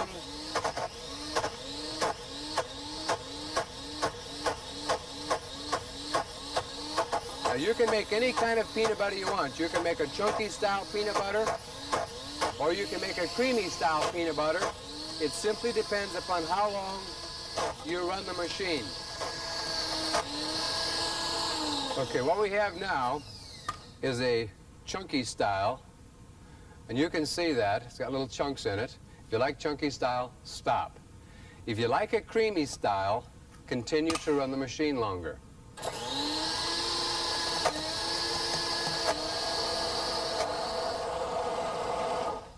Okay, we now have our creamy style, and I'm just going to put an empty peanut can right there, and then we will pour this into the container. Now can you see how creamy that is? And that's pure natural peanut butter. We make juice that includes all of the nutritious pulp and fiber, whereas a juice extractor separates the juice and the pulp. We drink the juice, but we throw away the nutritious fiber. In the instance of a lemon, for example, if you can use the entire lemon, you get 4 times as much vitamin C as if you were to run this through a juice extractor. Just add it to the VitaMix. In the instance of an orange, oranges are picked green and dyed orange, and so this dye is somewhat bitter. You want to remove just the dye portion of the peeling. Leave the white part. That contains 2/3 of the vitamin C, including the bioflavonoids. And that's a rule of thumb. Anytime you're using fruit or vegetables, remove any bitter parts, or else it'll make the juice bitter. Nowadays, you pay about $1 a pound for produce. If you run produce through a juice extractor, we drink this half, but this half gets thrown in the garbage can. This half, okay, goes in the VitaMix, and therefore you get twice as much juice for the same dollar compared to a juice extractor. In the instance of an apple, I quarter the apple. If people are watching, remove the stem, and I take a little peek inside just to make sure that there are no little wiggly proteins, okay? Add the apple. And now banana. Now the interesting thing about adding a banana to a VitaMix is in a VitaMix we can make juice out of it. But you can't squeeze the juice out of a banana. So if you put a banana in a juice extractor, it clogs up the little extractor holes. And then I have a couple of slices of fresh pineapple. Now at this point, just clamp the fully assembled lid in place, turn the dial to high speed, and simply flip the red lever up.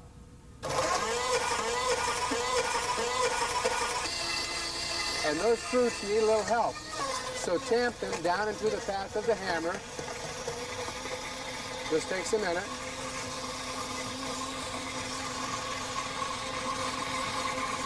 Now I'm going to open up the spigot and dispense just a little bit out the spigot. Now, did you notice how thick that was? Technically, that's not juice. That's baby food, that's fruit sauce, that's juice concentrate. Now, what do you do when you buy juice concentrate in the supermarket? You dilute it, don't you? So let's add this back through the top of the dome lid, And we'll dilute that with some ice and a little bit of water. The ice simply cools it off real fast so that you can have cold juice. And then the water dilutes it to a nice juice consistency.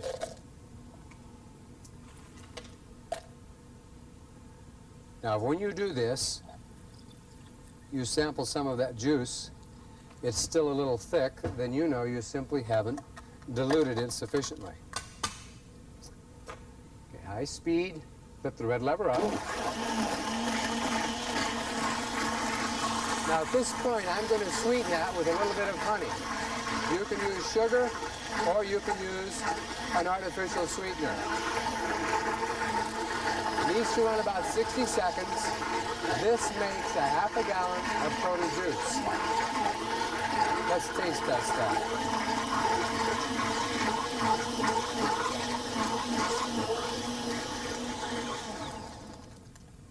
Now it's only fair that I get the first sample.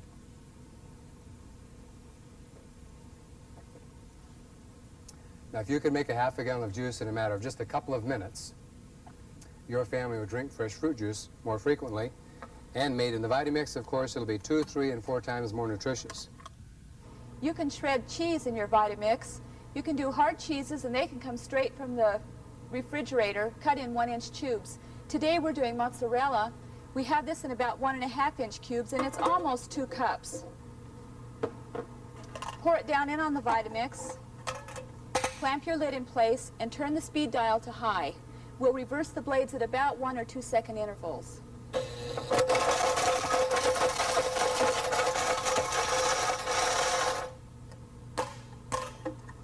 That's fast. That's faster than you can get the old-fashioned grater out. Now I've got a quick fix pizza here. We've got pizza sauce on a sliced Italian roll, topped it with some pepperoni, olives, and a little bit of green pepper. You just sprinkle the cheese on top and set it under the broiler for about 2 or 3 minutes. Be sure to watch real closely so you don't scorch it. There you go. You can grind any kind of meat in the VitaMix. Today I'm going to do hamburger. I have 1.5-inch chunks of beef cubes here. Drop them down in and put enough in to cover the blades.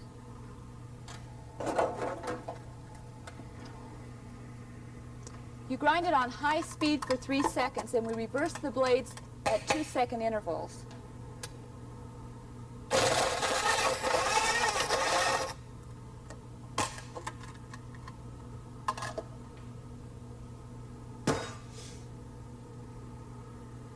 Okay, you can shape this into a hamburger and fry it up. Next, I want to make a ham spread. It's good for parties or just lunchtime. The recipe calls for 1/4 cup of mayonnaise. This is 2 tablespoons of pickle vinegar. We have beef chunks, ham chunks cut in 1-inch cubes. 2 teaspoons of prepared mustard. Paprika, it's a 1/2 teaspoon. And we put a tablespoon of onions right down in on top. Notice all the ingredients go in together. Clamp the lid in place. We use low speed for this process, and we simply tap release the red lever until it's well blended.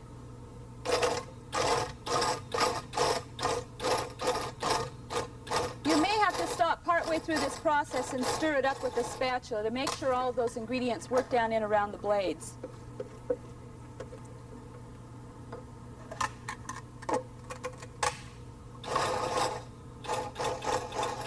Okay, that looks done. I like to serve it up on a croissant.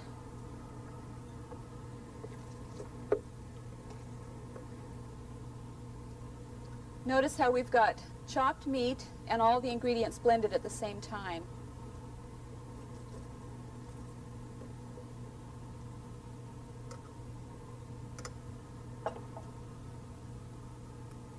There, now doesn't that look appetizing?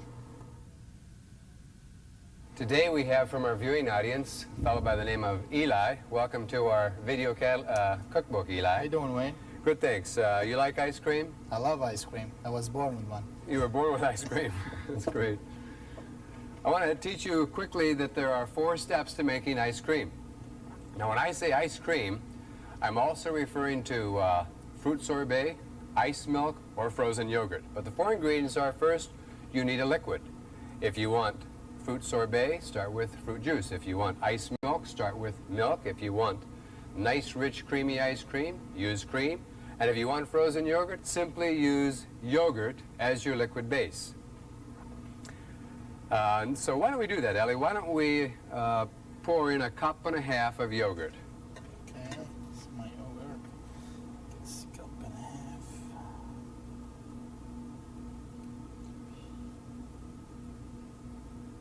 And just pour it right down in top of the container. You may want to use a spatula to scrape it all out of there. Okay.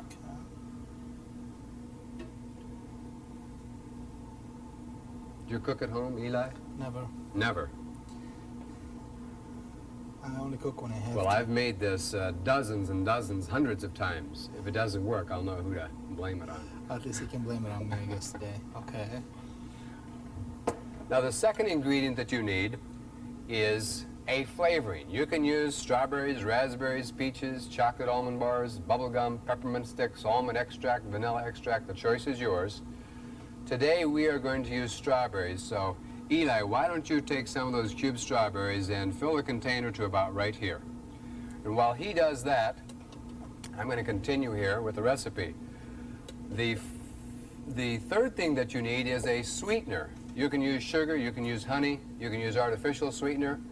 Really ripe fruits have lots of natural sugar in them. And we're not going to add any sugar to this because these strawberries, okay, we just took a frozen container of strawberries and cut them into about 1.5 inch cubes. And so they're frozen and they have the strawberry flavor in them, and they also contain our sweetener. And the fourth ingredient is something frozen. You can use ice cubes. You can take frozen strawberries, frozen peaches, frozen raspberries, any kind of frozen fruit. I like to take milk and pour it into an ice tray and freeze it in the refrigerator, and then I just store it in a plastic bag. Or you can pour yogurt into an ice tray and freeze it and store yogurt cubes in the plastic bag. So we give you lots of options, and it depends upon how many calories you want to consume and what flavor you want, and whether you want ice cream or sorbet or frozen yogurt. I think we're ready, Eli. Why don't you clamp the lid in place? You go up, down, Yeah. like this. There you go. Very good. And turn this black speed dial to our extreme left. That's high speed. Okay, now push the red lever down and hold it down. Hold it down. Okay, pull it all the way up. Push it all the way down. Pull it up. Push it back down. Pull it up. Okay, let it run, let it run. Okay, why don't you dispense some ice cream for us?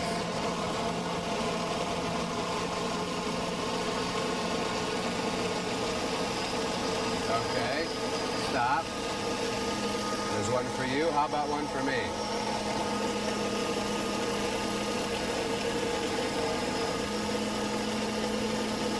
Okay, stop.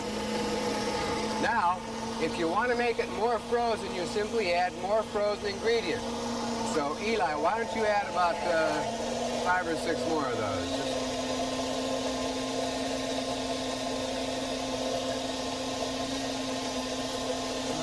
That should do it.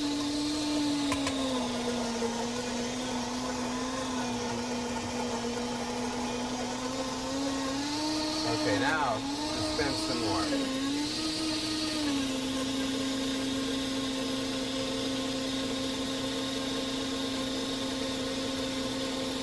Okay, that. The more frozen ingredients you add, the more frozen it becomes. Okay, thank you. Okay, one for you. Right? Now you make They're standing outside.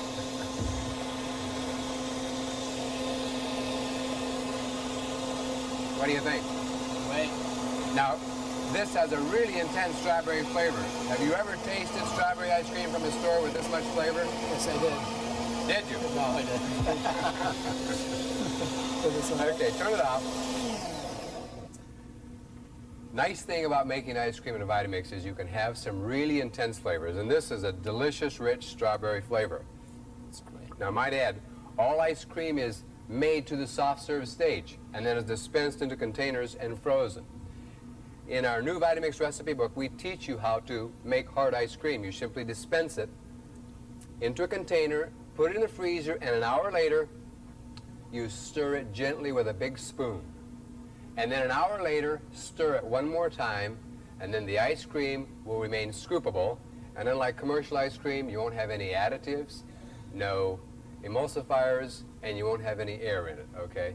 So this is the real stuff, Eli. Yes, it is. Yes. You think you could do this at home? Well, I need to try it one more time. Okay. Thank you. In the VitaMix video recipe book, we've only been able to give you a small sampling of recipes and foods that you can prepare in the VitaMix. So I want to take a moment and show you our versatile VitaMix cookbook. It has over 400 recipes. It's 208 pages long. And I'm going to flip quickly to the table of contents and review some of the chapters we have there with you. We have a section called Appetizers, Dips, and Spreads, and in there you'll be sure to find a recipe for cheese balls. We have baby foods, beverages, party drinks, and hot drinks. And even in the hot drinks section, you'll find a couple recipes for hot chocolate mix. We've divided our bread section into 3 parts: batter breads, quick breads, and yeast breads. There's an oat bran muffin recipe in there, pizza dough, bagels. You can even make your own pasta using the VitaMix. We have a wide assortment of cakes and frostings. And in the cereal section, we have a page that has instructions for a wide variety of cereals. We have cookies and bar cookies, desserts, fruit whips, and you can even make gelatin in just 2 or 3 minutes in the VitaMix. We have a nice assortment of entrees, but I think most people's favorite section is the ice cream section. In there, we even teach you how to make juice bars. And be sure to notice the part on how to make hard ice cream. We tell you how to make yogurt and frozen yogurt. There are puddings and fondues, pies, sauces, and salad dressing. But I think our favorite section in the recipe book is secret recipes. In there, you'll learn how to make sweetened condensed milk, taco seasoning, low salt seasoning mix. There are many gourmet butters. And for the kids, we even have Play-Doh, finger paint, and paste. We have one recipe called Desperado dressing. I think you're already familiar with that one. It's made with mayonnaise and ketchup. We have Russian dressing, Swedish glögg. There's French vanilla shake. We have one recipe called Bahama Mama and another one called Mango Tango. We haven't forgotten the animal kingdom, though. We do have a recipe called Lion's Milk, another recipe called Tiger Ears, and one called Elephant Stew. The book is unique in that it brings you over 100 recipes for items that you can't make in any other appliance. You'll find new flavors, new textures, and especially new eating enjoyment. So whether your concern is for your family's health needs or for just to make party foods and entertaining more exciting, I'm sure you'll be able to find the recipes you need in the new versatile VitaMix cookbook. Nestled away in a wooded suburb of Cleveland, Ohio, are the home office and production facilities of the VitaMix Corporation.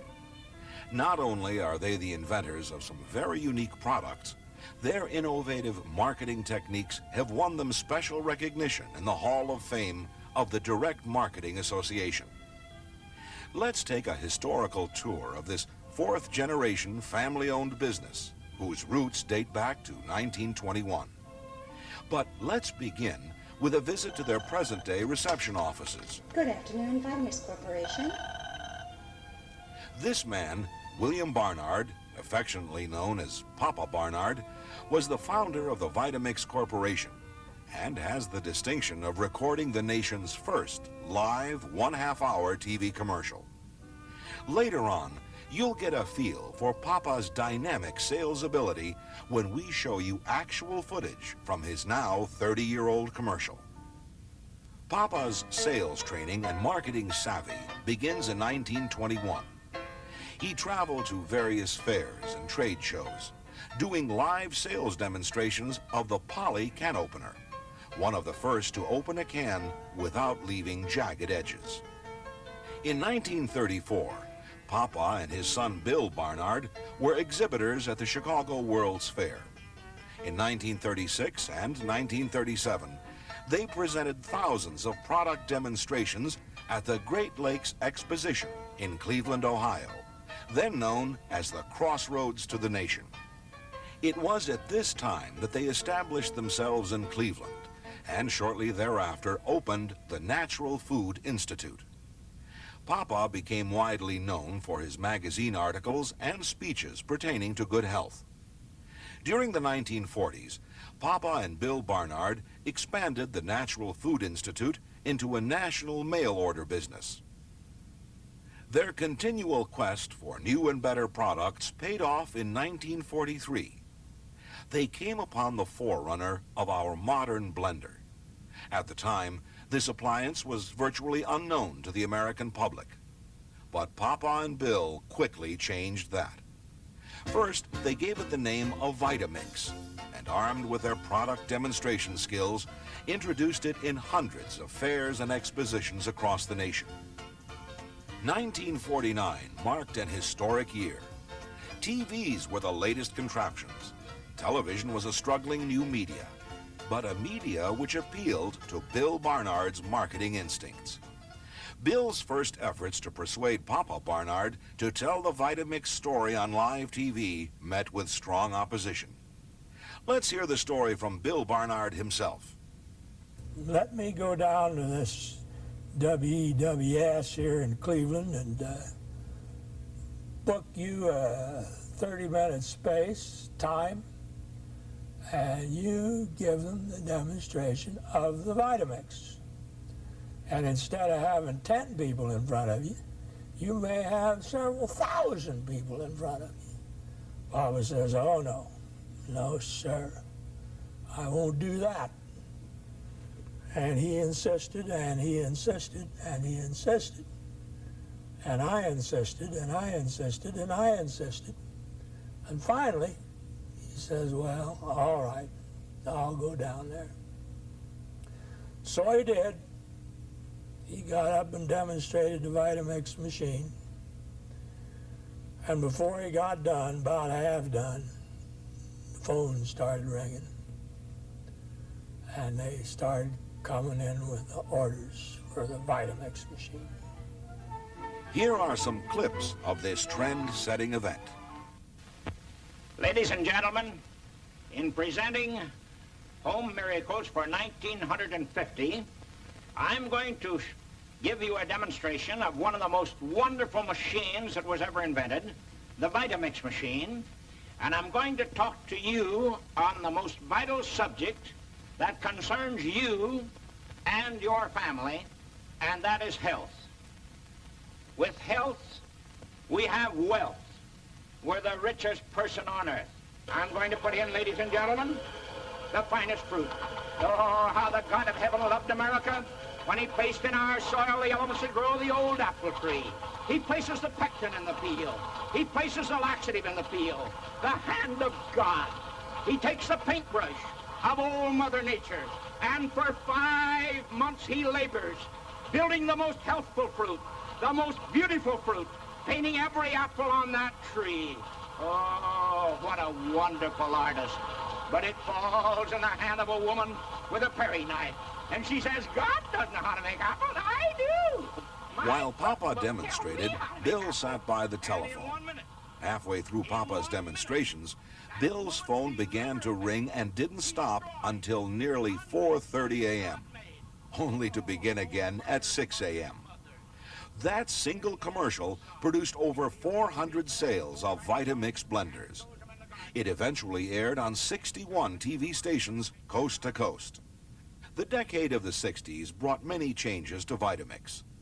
Bill Barnard became the president, and his insistence upon research and development and product testing before live audiences produced a totally new kitchen appliance. It could no longer be considered a blender. In fact, there was no appliance in existence to which it could be compared. It was revolutionary in design, produced by a 24,000 RPM wood routing motor. It had flat, not sharp blades, and introduced new patented technology, instant blade reversal, which was invented by Bill's son, William Grover Barnard III. This amazing new appliance was unveiled in 1968 as the VitaMix Kitchen Center. Since then, even more powerful and more efficient models have evolved. We actually designed the VitaMix the way we wanted it. They had a lot of ideas at the factory where we were having this built, but we knew how we wanted it ourselves. So we actually designed it. We had our camper there, and we took the camper out and pulled up to a filling station where they had electricity. And we plugged in the VitaMix machine, and we worked it and designed it, designed the blades, designed everything about it so that it would go backwards, it would do what we said it would do, and it's our machine. We made it. The VitaMix 3600, the VitaMix 3600 Plus, up to our most recent model, the commercial VitaMixer 4000. It is the choice of professional chefs and hostesses everywhere.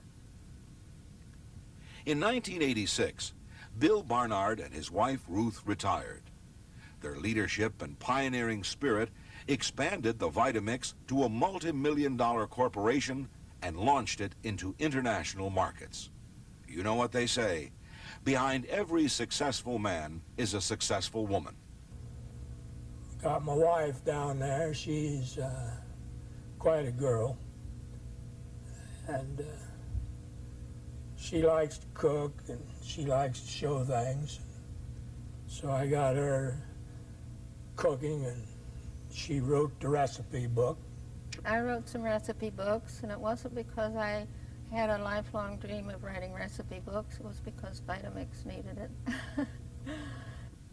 We at VitaMix thank Bill and Ruth for their great contributions to VitaMix's success. At the helm of the VitaMix Corporation today is William Grover Barnard III. Learning the ropes is his teenage son, Billy Barnard IV. Grover Barnard's presidency has brought many helpful changes that continue to reflect the pioneering and innovative spirit of the Barnard family. Let's continue our tour of the VitaMix facility.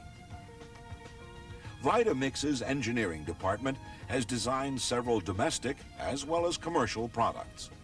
Presently, they are excited about near completion of a brand new commercial product. And with new products have come new tools to help design their products, such as the CAD system, which stands for Computer-Aided Design. The creative department makes extensive use of state-of-the-art desktop publishing systems for the production of cookbooks, sales literature, direct mail components, and national advertisements, as well as signs and posters for trade show exhibits. Our customer service department is thoroughly trained to help our customers and prospective customers in every way possible. All customer data is entered directly into our mainframe computer in order to retrieve whatever information necessary to help our customer at the touch of a button.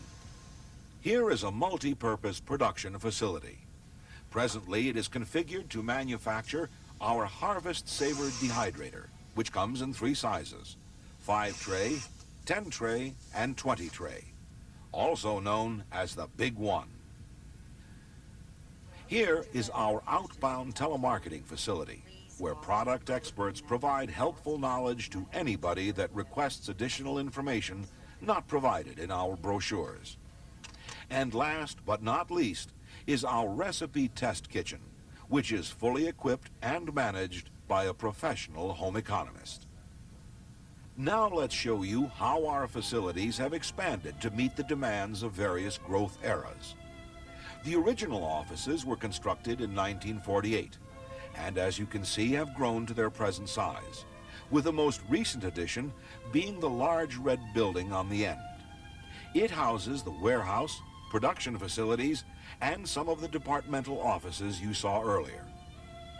Now, folks, VitaMix feels like they are the inventors of live product demonstrations, and in fact, still exhibit at hundreds of fairs and conventions and home shows.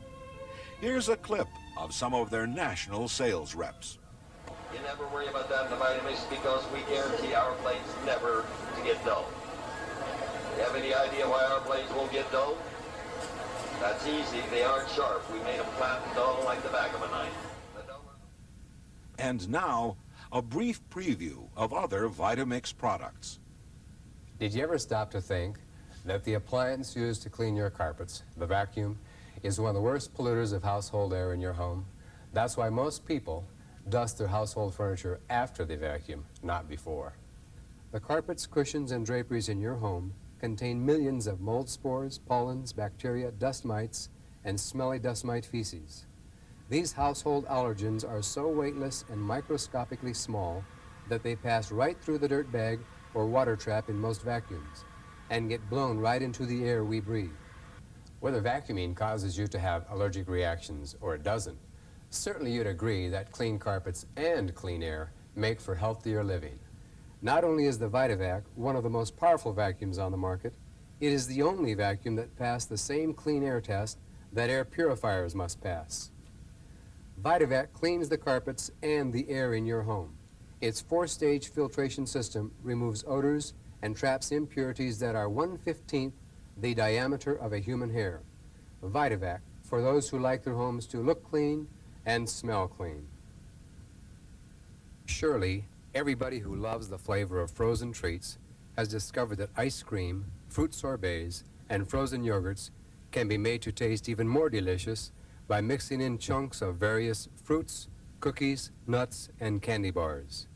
Ice cream parlors everywhere are gladly mixing your choice of fruits and cookies into your favorite frozen treat. One of the most efficient and reliable and easy-to-use commercial appliances for getting the job done is the Flurry, manufactured by the VitaMix Corporation and private labeled for thousands of fast food restaurants and convenience stores.